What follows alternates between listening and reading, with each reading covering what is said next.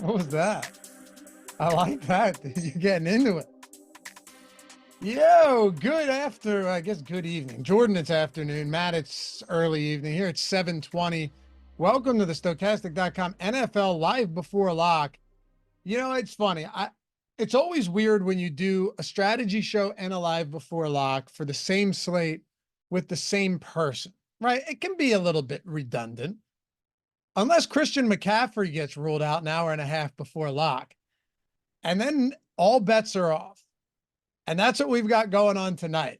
No Christian McCaffrey, still not ready to play. He's still not fully right, which leaves us with an entirely different situation than we had this morning when we talked at 10 a.m. Like this, losing Christian McCaffrey in a game like this, in a showdown island game, changes every single thing humanly possible. But thank God we have Matt Gajewski to break this down with us. What's good, brother? Not too much, battling through my sickness still, but very What do you excited have? to You got watch COVID? football. I don't know. Who tests for that anymore anyway? I don't I don't know. I had something that makes me not feel normal. I don't know what it is. But there's football on, so I don't really care. I'm gonna watch it either way and be happy about it. So yeah, I'm doing pretty good. How are you? I'm good, man. Yeah, I mean, that was, by the way, is it in the chest and like a cough? It's mostly my sinuses and that, what do they call it? Post-nasal drip or whatever that Yeah. thing is ruining my throat. Yeah. My kids had something like that. It lasted for damn near 10 days. Yeah, I'm on day 4. Okay. Yeah, you might be a little, but they were fine outside of the cough. Like they didn't feel, I don't know, 9-year-old can't, a 9-month-old can't talk, but she smiled and stuff. So I assume she was okay. She's probably But happy football's back. yeah, I could tell she was trying to say that the other day, but I'm glad we're back as well. And I hope you feel better, Matt, but we're going to Thanks, power through buddy. this. Yeah, we're going to power through this. Got about, a little under an hour until we get started. And the Christian McCaffrey news is massive. Ben and I was on a call with Ben and we were just trying to hammer every prop that was still up there, like in the sense of Deebo Samuel over rushing. We were looking Deebo Samuel alt rushing at plus 610 for 50 plus yards. And just as we're locking it in, because we're good people and we tried to throw it into the odd shopper marketplace for all the other people, even before I bet it myself, that was stupid. They pulled it. But dude, FanDuel hung those lines up for a good 10 minutes while every other book took them down. How much does this change not just the backfield, not just the ownership for Jordan Mason, because that's going to be pretty significant, but how much does it change the rest of the players on the San Francisco team? We'll get into roster construction in a minute, but who does it affect the most outside of Mason? Well, you would think the target shares for all the main pass catchers increase. You don't just have a running back like Christian McCaffrey come around every day with that kind of pass catching prowess. Jordan Mason's an awesome player, but I don't even know if he's like 50% the pass catcher that Christian McCaffrey is. So you would think while Mason's going to handle a healthy workload, target bump should be coming to just about everyone else. That's a main contributor in that pass catching core. What do you think? Yeah. Yeah, I mean, McCaffrey's somebody that, week in and week, especially in a spot like this where you're going to have it's even more kind of detrimental to San Francisco when you're facing a team that has an elite secondary. My first thinking, and maybe I'm just way off, but you're talking about a guy, McCaffrey, like, you look at the postseason, 12 targets, 5 targets, 8 targets, even going back week 17, 5, week 16, 10, 5. He had a bunch of 10s and 8s sprinkled in there throughout the year.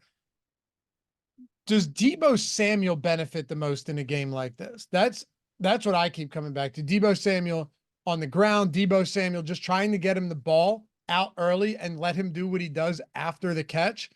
Those are the type of things that to me are the most intriguing. And I mean, don't get me wrong. I think Jordan Mason is a strong play.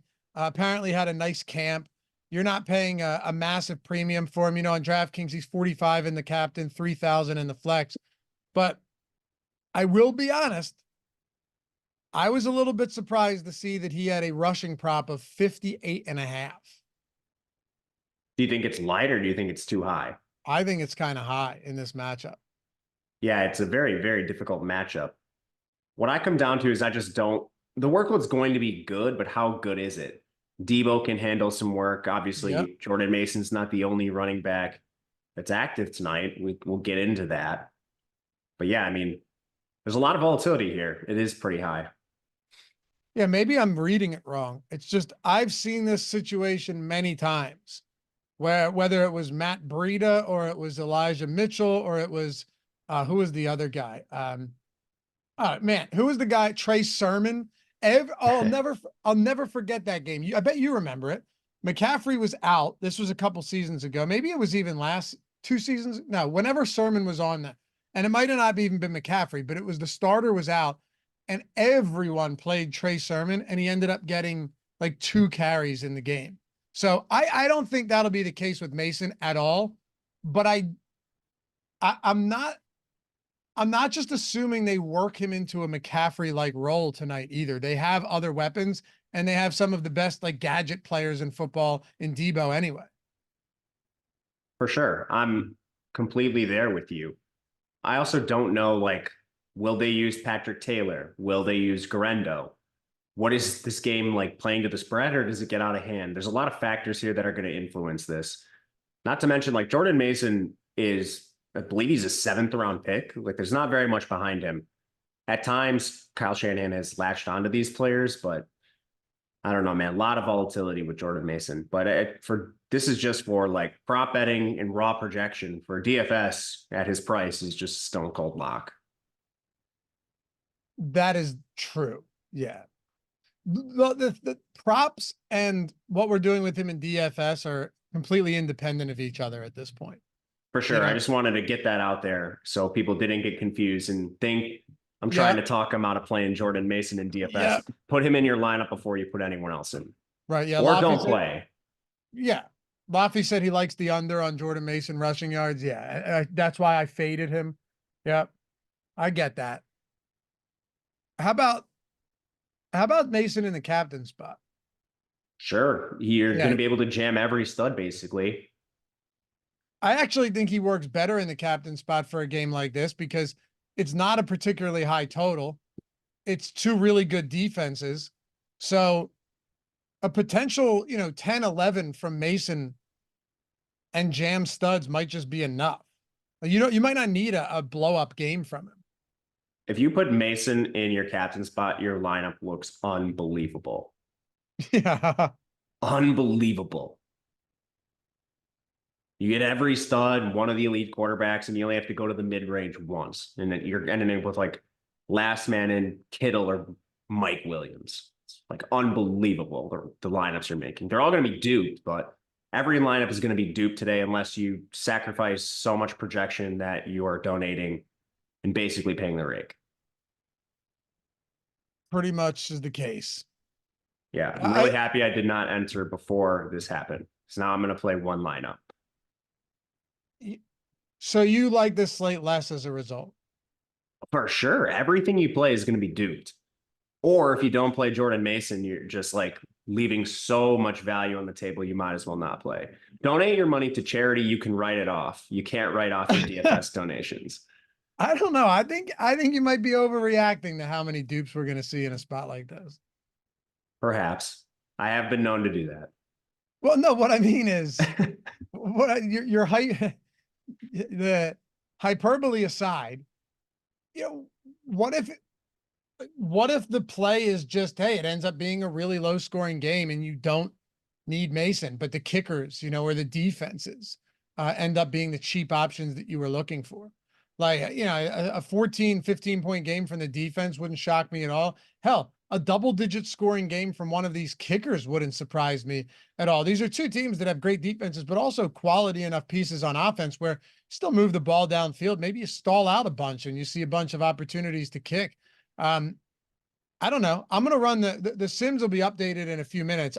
I would assume you're as curious as I am to see what we're seeing as far as the top Sim lineups now that McCaffrey's sitting.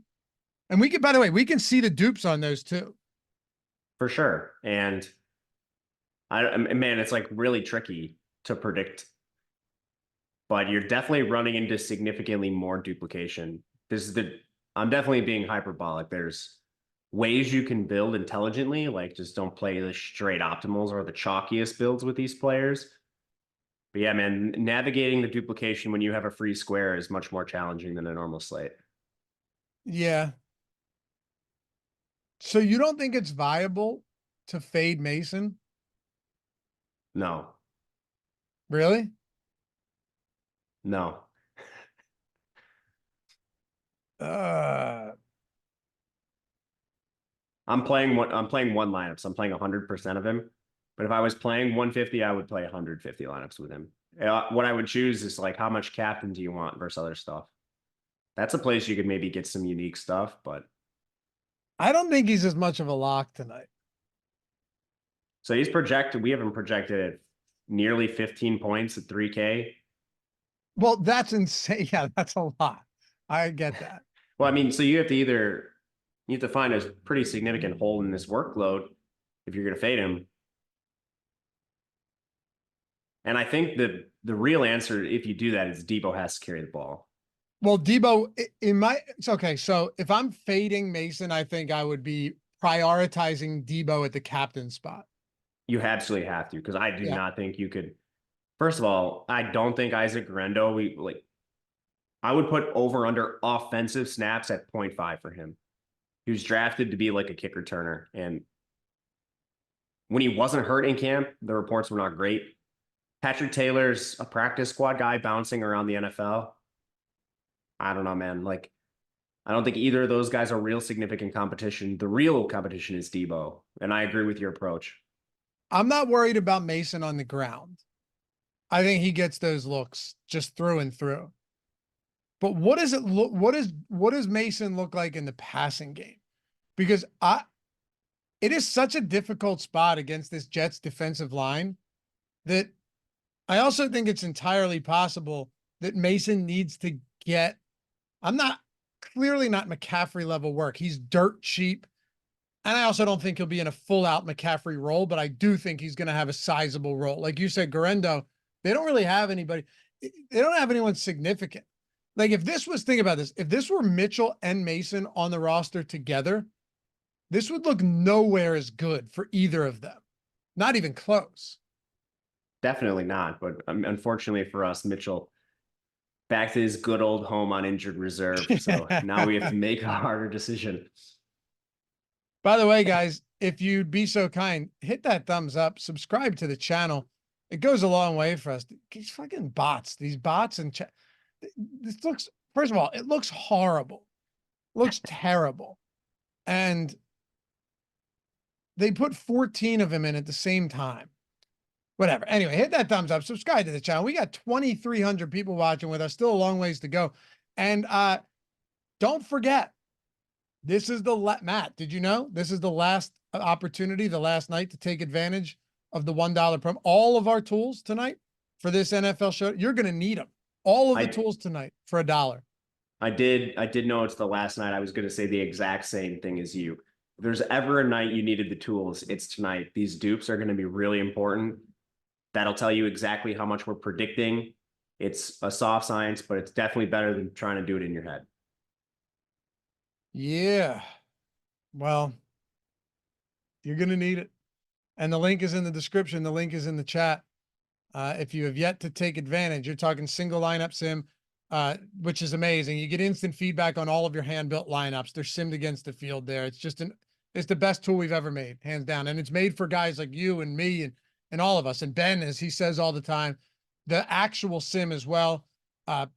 All of that stuff, ownership, the top plays, the top single game and top single game and showdown plays tool that Matt and I use every show, projections, lineup generator, use what you want. It's $1. Even if you're playing $5 tonight, it's $1. So best time to get in is right now if you haven't done so yet. But yeah, we have to start and kind of not finish, of course, with San Francisco, but work through all of these guys.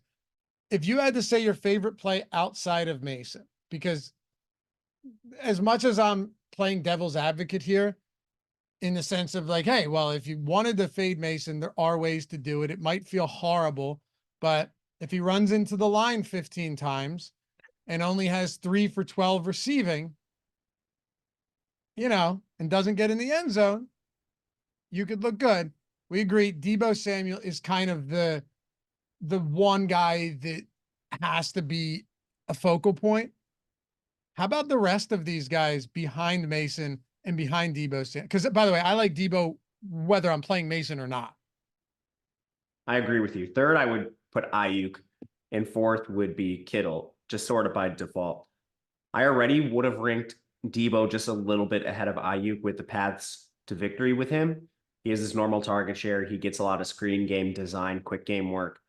And he also would handle an occasional carry out of the backfield. Now, without McCaffrey, you have a lot more outs to him potentially getting carries out of the backfield and goal line work. Let's not forget that. They've shown a willingness to use him specifically in goal line packages at the expense of whatever dusty running back they're playing at the time. In this case, it's Mason. So I think he's now pretty clearly the next best 49, or probably not next best, just the overall best 49er. Ayuk has to win more like a traditional receiver. He's an amazing player, so he easily could do that. But just see the opportunity being a little bit less for him. And Kittle, we talked about this earlier.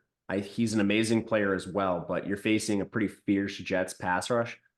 They've been willing to use him as a pass blocker often enough where I would still rank him third among the big three that the 49ers are going to trot out there. Yeah, that is a big concern of yours today, huh? The fact that he could be, it doesn't mean he's not going to get targeted, but it means that he could be spending a lot more time not running routes. It's more like a tiebreaker and a concern that the other players don't have. So I don't know whether they're going to do it or not. Again, the best pass rusher is Quinnen Williams. He doesn't play on the edge. So maybe they're just like, screw it. He doesn't need to pass block because their edge group isn't as fierce as their interior. I don't know. But what I do know is that Ayuk's not pass blocking and neither is Deebo. So if there's that tiebreaker that you need to break, I'll use the potential for pass blocking as one of them. I mentioned to you this morning, I'm always willing to play Kittle just because he's kind of that boom bust type of play where he might have 2 for 12 or like 5 for 100 and 3 touchdowns. We've seen it, right? Like we've seen those games from Kittle. If you want to do like the most rudimentary style analysis ever is, and I get, by the way, you're just ranking them. You're not saying you wouldn't play Kittle, but it's, two receptions for 4 yards, 2 for 27, 4 for 81 and a touchdown, 3 for 29, 7 for 126. And then didn't he have a huge one earlier? Yeah. 3 for 67 and 3 touchdowns in a primetime game against Dallas. The guy's all over the map. 9 on 11 for 149. So if you get one of those, 3 for 116 and a touchdown, how about that? There are those games out there for Kittle. And then there's also the 3 for 19. So Kittle's just a guy that I mix in no matter what when he's on these slates, because if you get the good Kittle day, you're going to be in really good shape. Aside from that, though, I don't really think McCaffrey's absence changes anything else that we talked about this morning from a pass catcher perspective behind Kittle, Deebo, and Ayuk. Can we pull up? Do we have the inactives? Is it Ronnie Bell? They are Active? up. I looked at them and I already forgot. My bad. Hold on.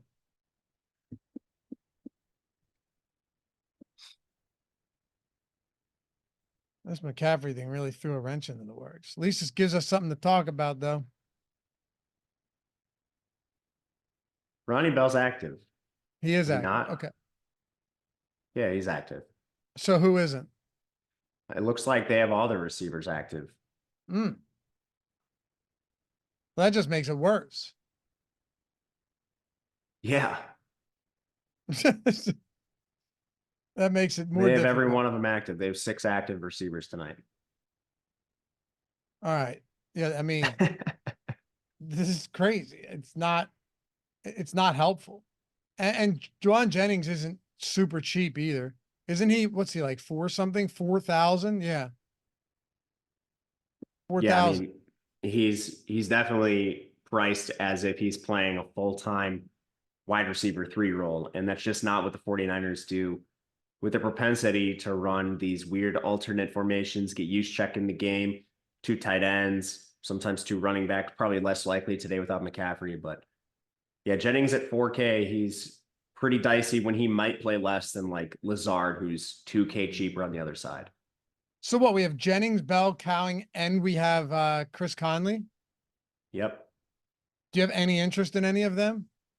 Probably Conley because I expect him to be a special teamer. But you know, Okay. like sometimes Ronnie Bell will do like punts. So I don't even know that one of them is for sure doing all of it. How about Brock Purdy now? Do you see this as, I know it's such a tough question to ask you, but it's what we got to do. And we'll get to your guys' super chats in like 1 second, right after this question. I see all of them. We'll hit them all in quick succession. Do you see there being, like, if I had to ask you, all right, do you think Purdy has to throw more, even if it's just, short stuff to Debo, make it interesting?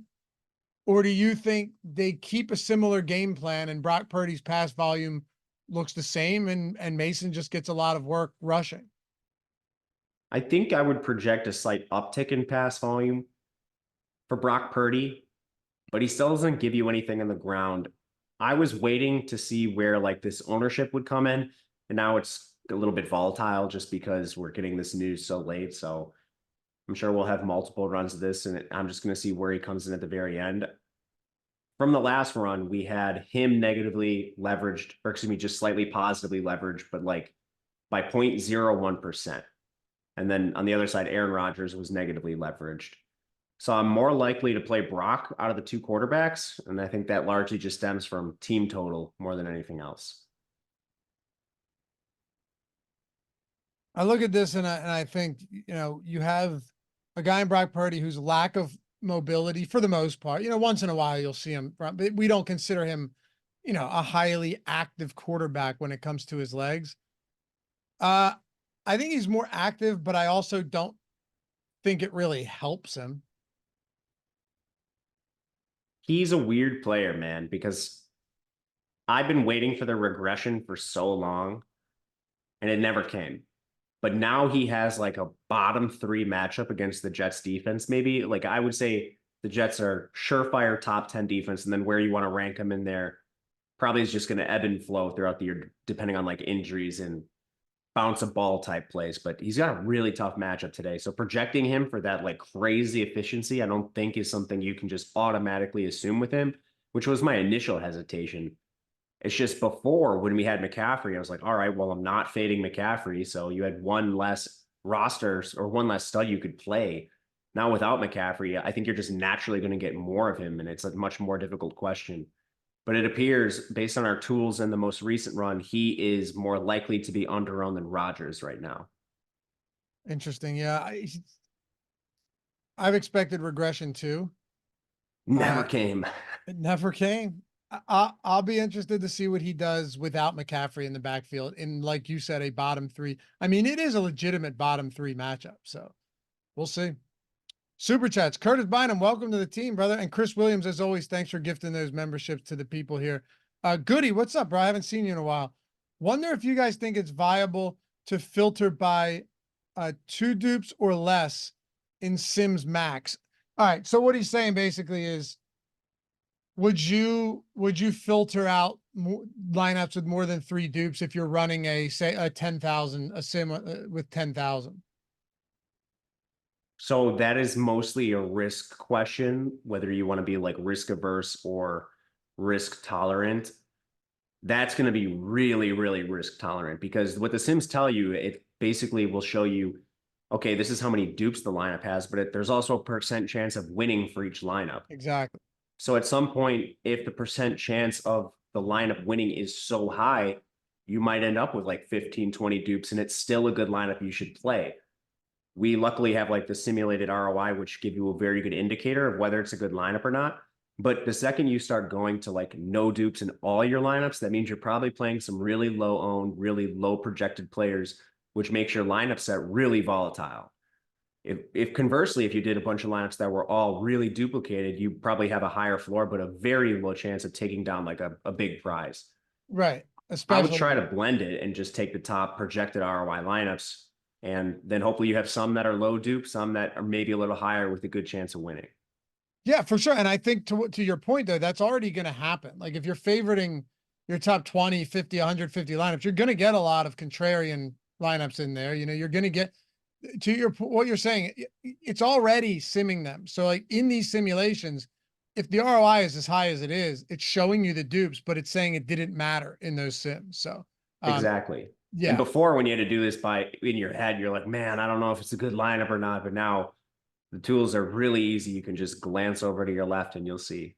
Yep. And that with the single lineup sim, it's the same concept. You're running that, you're simming that after you build it yourself. And now you know, hey, is this a good lineup? Is this not a good lineup?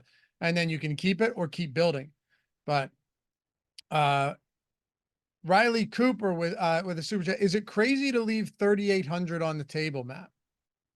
No, I ran the sim. I got even just like in my top without scrolling down very far, like in the top 20 that are just on my screen. I see plenty that are like 45-3, 45-3, like 43-3. There's a lot of really high projected ROI lineups that leave a ton of salary on the table. Yeah. And I would assume most of them have Jordan Mason in them. A lot of them have Jordan Mason, some at captain. I'm still getting to your point earlier, I'm getting a ton of kickers still. I don't think it's crazy. I mean, the absence of McCaffrey hurts the offense for San Francisco. To the point on leaving salary on the table, it's a pretty weak mid-range too. Excluding Kittle, I would still put him like towards the bottom of the high price tier. You're talking like Mike Williams and those type Exactly. of guys. And we don't know what he's going to play. So kickers, like they're on the field for their role as kicker. Mike Williams, what if he plays like 50% of snaps and we're just over projecting him? That's the most volatile projection on the entire slate, in my opinion, is like Mike Williams, Lazard, and Corley. Basically every Jets receiver who's not Conklin or Garrett Williams. Yep. Wilson. Yeah, sorry. No, I'm looking at the Sims, reading I'm stuff. only doing that to help you because anytime I do that, I get 50 comments in chat being like, "Hey, idiot, that's not his name." I called Sean McDermott, Doug McDermott the other day, and people are like, "Oh, does this guy not know football?" Obviously, you know who we're talking about. Well, thank you. I do that all the time. It's actually a disaster when I'm with Ben on Betting You. I'm trying to talk about Utah and I say like Utah State or something, and people, you don't even know who's playing each other.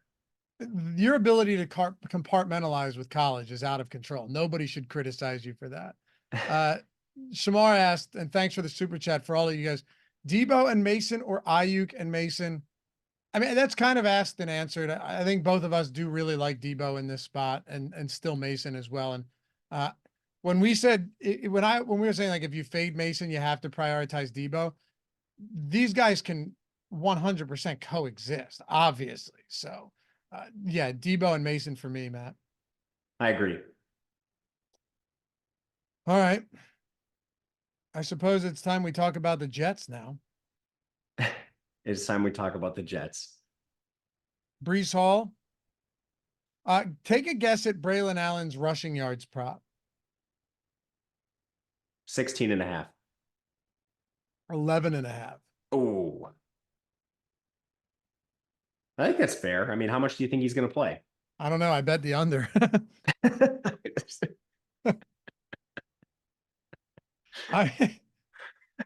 I told you yesterday, man. He's like 19 years old. He's not like a regular rookie. You're saying in the sense that he's good, or that he's young? Super young. Super young. Only I know. Playing I wasn't running saying back for 2.5 years. I wasn't sure if you're like, this is the Kobe Bryant of rookie running backs. But no,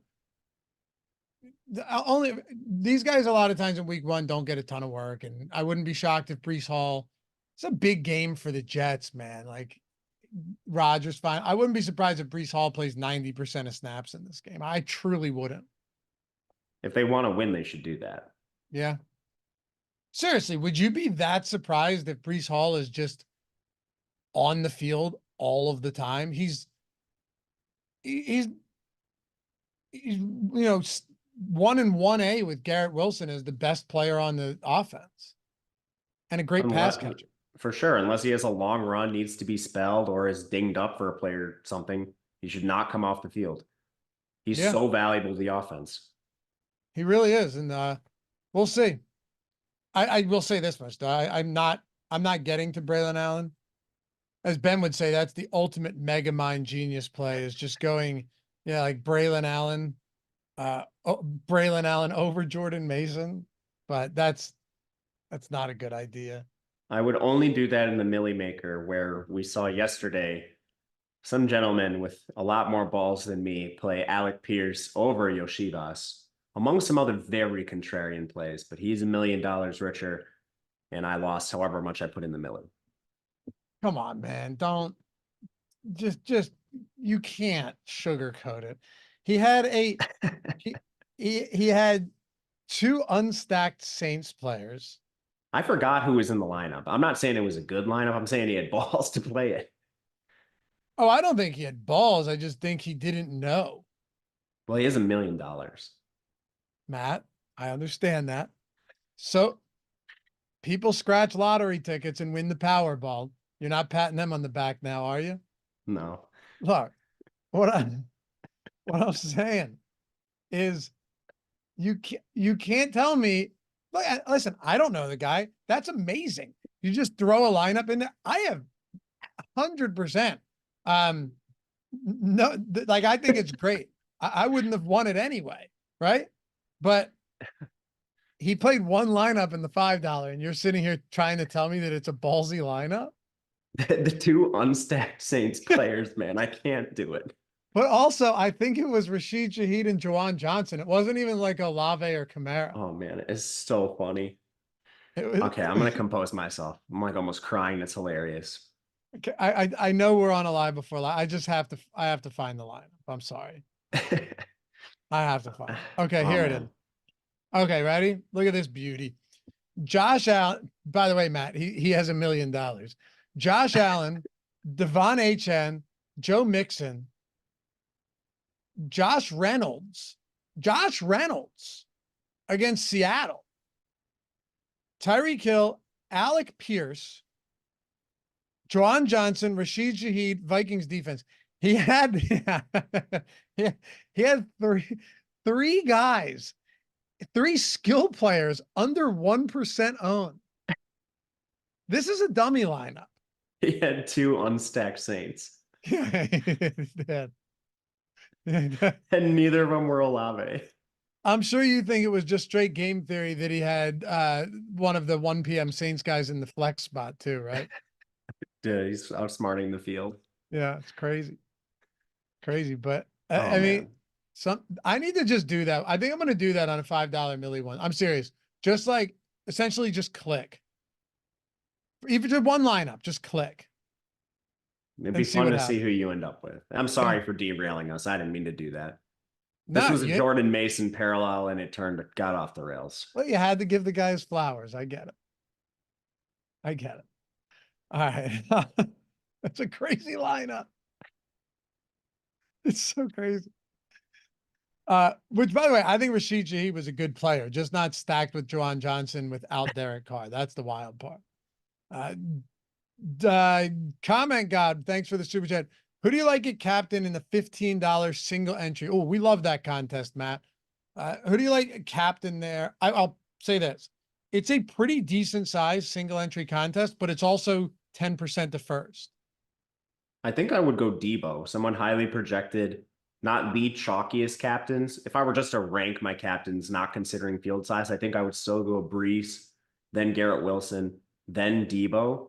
But I'm not sure how many people are going to react to this news quick enough for a player like that. It would probably be him, though. Yeah. Dude, we're laughing at the lineup. No one's hating on him for this. No one's hating on him for winning a milli. It's just, it's almost one. Exactly. It's almost one of those things where you're like, man, maybe I just need to, yeah, one like you could, because you know what, everyone in chat, unless Coach S is here because he wins a milli every week, everyone in chat is like, man, I pour so much time into this all the time and like haven't taken down a milli. So it's one of those things for sure. But yeah, anyway. Who did you say, Captain? Debo? Yeah. What do you think? I love Debo at captain today. I really do. The McCaffrey news, I think Debo became probably my favorite play. As much as I like Wilson, I like Breece Hall. with such brutal matches for everybody, I really like Debo. I like Garrett Wilson a lot too. But you know what? You know the issue I have with Garrett Wilson, and Nathan, I'll get to your super chat in just a second. The issue I have with Garrett Wilson, it's not an issue per se, as much as it is a like uncertainty. 1,000-yard receiver back-to-back seasons to start his career. You're talking Zach Wilson, Tim Boyle, Mike White, Trevor Siemian, just terrible. Still racked up 1,000 yards in back-to-back seasons. We've seen Aaron Rodgers use guys like, Jordy Nelson and Devontae Adams as just outright, like Cooper Kupp was used yesterday after Puka Nacua went down. I still don't know exactly how Rodgers is going to use Wilson. My gut instinct says that he's got to be his number one because he's far and away. And by number one, I mean like 10, 11 target per game, far and away the best pass catching option on this team. And it's not even close, especially with Mike Williams being questioned or limited.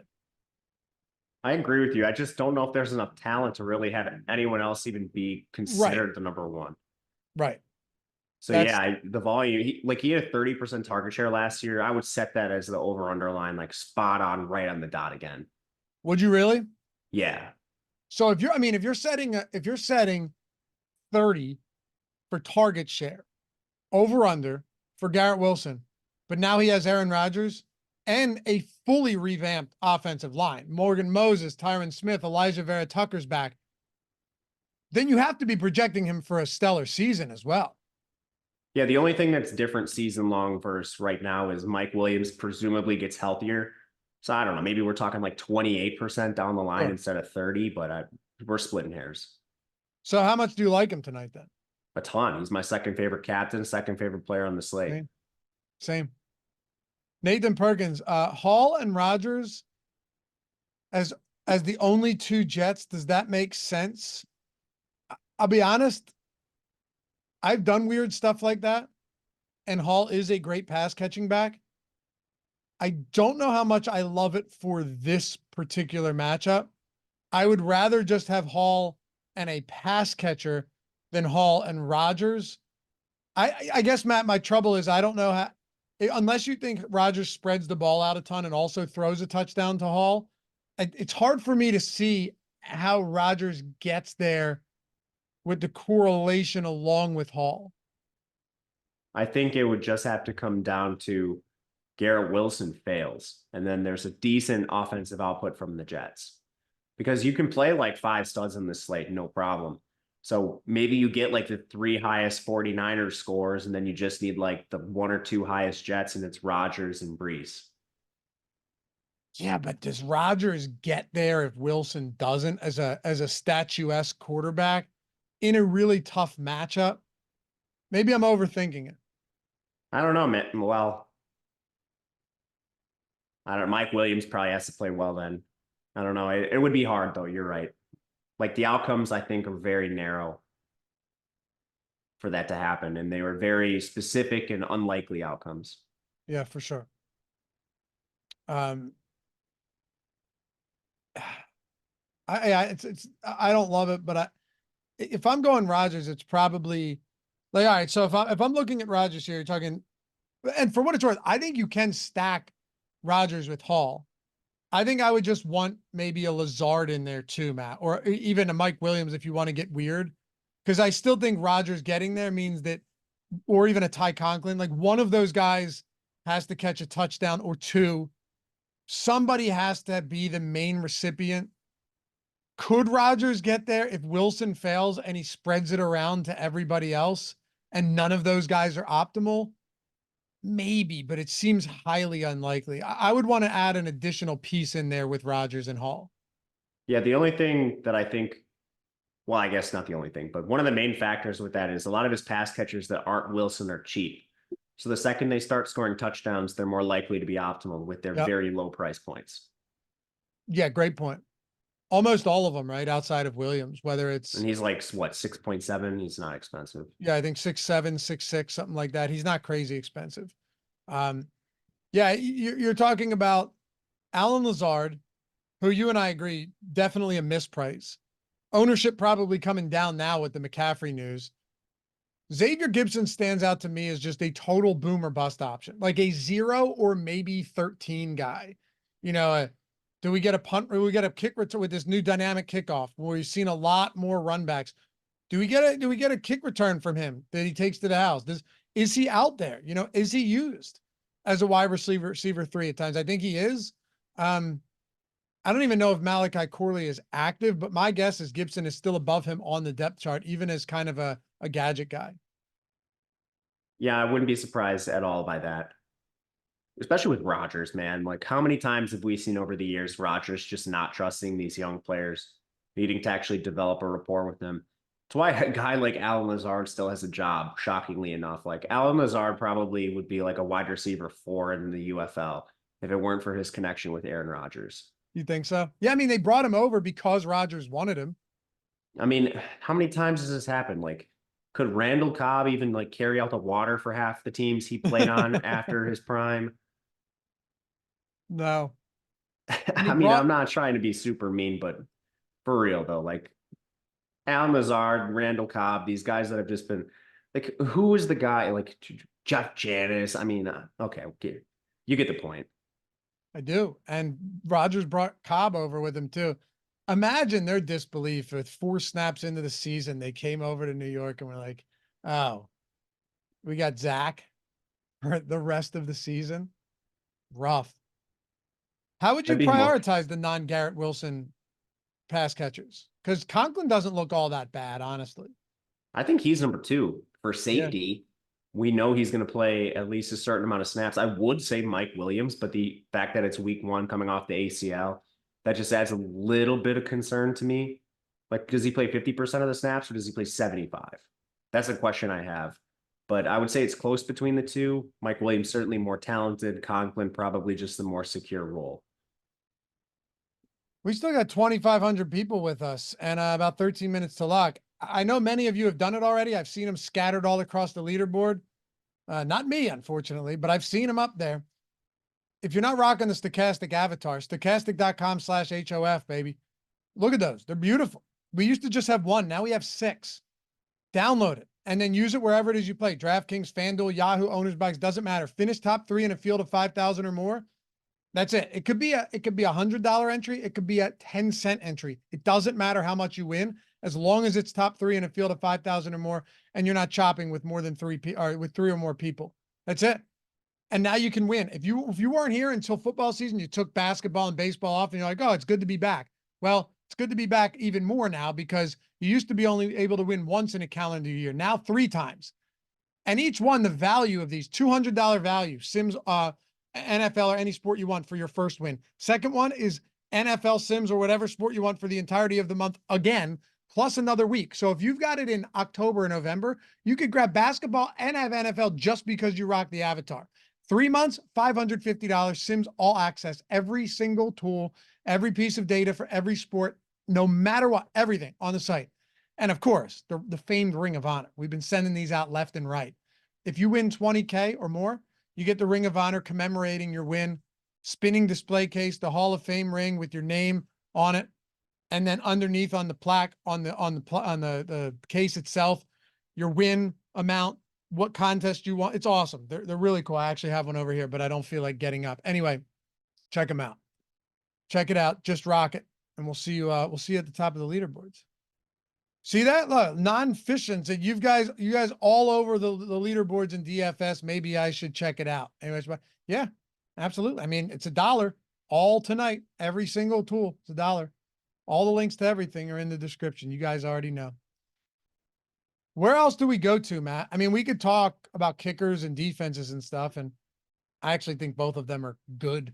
Like, I think Jets defense looks pretty good tonight. I think 49ers defense, we don't even know what Rodgers is going to be. Did you see Kirk Cousins trying to throw off that back foot yesterday? I didn't specifically look for that, but I saw Kirk Cousins trying to throw, and it wasn't very good. If you look at the video, it was out there a lot. I guess you already saw it. You just framed it differently. He was so, I mean, you could tell that he's not comfortable throwing off that back foot at all. He was really, really light on that back foot. Achilles tear for Rodgers. Who knows? maybe Rodgers just isn't accurate in his first game back. Granted, he got hurt early, much earlier in the season. So it's been what, a full calendar year, but you don't know. You don't know. Maybe Christian McCaffrey really bangs this offense up. I think these defenses tonight look good. You know, we love the offense, or we talk about them, but how many times have you and I said this morning and now, like, hey, it's a tough matchup. It's a really good defense. Both teams have excellent defenses, and both teams are very strong up front. So when you look at things like turnover creation, chances for sacks, big negative plays, and defensive scoring, I think that's largely where it starts compared to having the elite secondaries. So yeah, and not only that, we talked about the offensive lines for these two teams. I personally think the Jets are a little bit better, but the 49ers, man, they have some real concerns on the interior of their offensive line. It's sort of a revamped unit, and I'll call it unproven, not throw too much shade on it, but there's definitely some concerns going up against Quinn Williams. Yeah, there's some concerns. I know you have a ton of respect for that. Everybody does. Everybody does. He's a monster. He's a fucking beast. Oh, and kickers as well. And I'm just looking throughout the rest of this Jets team, going down the list. As you know, we have this dead zone that always results in the 5 and 6K guys just being virtually unusable unless you have a kind of expensive defense or kicker. Braylon Allen, I'm not very interested in. If he's optimal and wins a tournament tonight, well, that would suck. Allen Lazard, Corley, Ruckert. Right? Is there anyone else down here? I want to leave no stone unturned, Matt. Ruckert, I guess, maybe. Conklin wasn't quite like, a 90% snap player last year, but I think that's drawn pretty thin. Honestly, instead of playing these guys, I would just either go to the Lazards, the Jordan Masons, or find your way up to kickers and defenses. Every time I've rerun the Sims, man, I'm getting so much positive leverage with these kickers, and I think it's just because of their security, when the only real player down here with any semblance of security outside of them is Mason. Yeah, you're right. And even slightly above them, there's no security. Yeah, with Mike Williams being the player you'd prefer to get to, I suppose. Yeah, I don't see it. Yeah, people don't like clicking kickers. They hate it. I mean, I hate it too. I have to force myself. Luckily, the Sims tool has been really good for me in that, because I used to play way too little kickers. Me too. Because you're looking at it and in your head, you're thinking like, well, a 10 from them isn't going to get me there. But if it's a low, we watched a guy win a milli, and this lineup may seem insane, but it really wasn't. He just played it for a crazy, I'm talking about someone else in a show, crazy low scoring game. Maybe you remember this. Denver Broncos with Russell Wilson, Indianapolis Colts. And who was their, oh, Matt Ryan. And Ryan was just dust at this point. It ended up being a 9-9 game going into overtime, finished 12-9. This guy played both kickers, both defenses, no quarterbacks. 4 of his 6 in that lineup were kickers and defense, and he took down a solo milli, Matt. So sounds like a preseason lineup. It's totally a preseason lineup. For what it's worth, this was the Broncos with Russell Wilson and the Colts with Matt Ryan. So don't get me wrong, that's a lot different than the weapons that we have. What I'm saying though is having lineups with a defense and a kicker is not crazy at all. Do you have lineups with 2 kickers? Yeah. Yeah, me too. Me too. Let's see here. I ended up playing more than one lineup. I lied to you all at the beginning. This is what happened. This is what happens. I can never help myself, even when I get mad that someone gets late scratch. So I have 47% Jake Moody and 37% Greg Zuerlein. There's certainly some in there that are overlapped. That's still a decent amount. That's a ton for kickers. If I was building back in like 2020, there's no chance I would have had that many kicker lineups. Not even remotely close. No, I would have been like 10% max. Yeah. And you look at defense exposures, you're going to get some of them as well. Not as much as kickers, though. And I understand that. Totally get that. Talking captain, just looking through the Sims run here that I ran, and you could speak to this too, probably. Highest, and this is a good way to close the show out, highest exposed captains right now Debo and Mason, and then Wilson and Brees Hall, George Kittle. That's honestly, that's exactly how I would have drawn it up. I'm not surprised. I have very little Aaron Rodgers, not a ton of Brock Purdy at captain. That does not shock me. What are you getting at captain for exposures? I got the same guys as you in a different order, though. I got Debo, Garrett, Brees, Jordan Mason, and Kittle. Okay. And then Debo, I got at 24% captain. Garrett was number 2 at 14. 24% captain's a lot, but I get it. I'm not changing it because I like Debo. Yeah, right. We've talked about it all day. Who's the biggest beneficiary outside of Mason? Probably Debo. I do have a lot of Purdy and Rodgers in the flex, though, just not at captain, which makes sense to me. It doesn't feel like a spot for those guys to be prioritized at the captain spot. For sure. They're not Lamar Jackson in the way they win. So there's less avenues for them to actually hit the ceiling. They need 300-yard bonuses. Yep. They 100% need 300-yard bonuses and touchdowns. And it's, obviously if you get 300-yard plus, you're probably popping a couple touchdowns. But Malcolm with a super chat, is this going to be an onslaught for the 49ers? I don't think so. No, I don't think so. I think it's a pretty evenly matched game. I think so. I think so too.